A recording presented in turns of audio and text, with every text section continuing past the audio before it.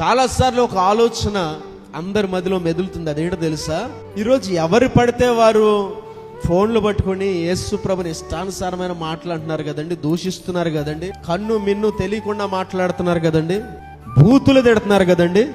మరి మన దేవుడు ఎక్కడ? మన దేవుడు బుద్ధి చెప్పడా వారికి? మన దేవుడు వారిని శిక్షించడా? మన దేవుడు వారి మీదకు బలమైన ఆయన హస్తమును దించి వారిని మాయం చేయడా అని చాలా మంది అడుగుతున్నారు. గుర్తించాలి, మిమ్మల్ని ప్రేమించు వారిని కాదు, మిమ్మల్ని ద్వేషించు వారిని కూడా ప్రేమించండి, మిమ్మల్ని హింసించే వారి కొరకు ప్రార్థన చేయండి అని మనతో చెప్పిన దేవుడు మరి ఆయన్ని ద్వేషించే వారిని ఆయన ద్వేషిస్తాడా? మనల్నే ద్వేషించే వారిని ప్రేమించమని చెప్పినప్పుడు, మనల్నే హింసించే వారిని ప్రేమించమని చెప్పినప్పుడు మరి ఆయన్ని హింసించే వారిని ఆయన ద్వేషిస్తాడా? దారుణంగా హింసించాడు సంఘమును సౌలు. ఏమన్నాడు ప్రభు వచ్చి?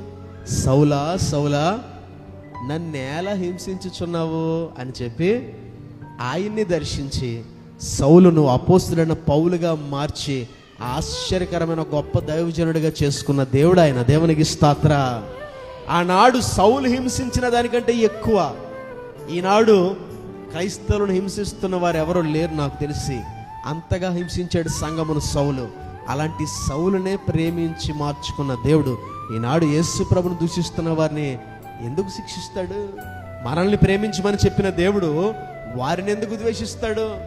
మన మీద కంటే వారి మీద దేవుడికి ఇంకా ఎక్కువ ప్రేమ ఉంది. ఒకరోజు వారు ఆ ప్రేమను తెలుసుకొందురుగాక.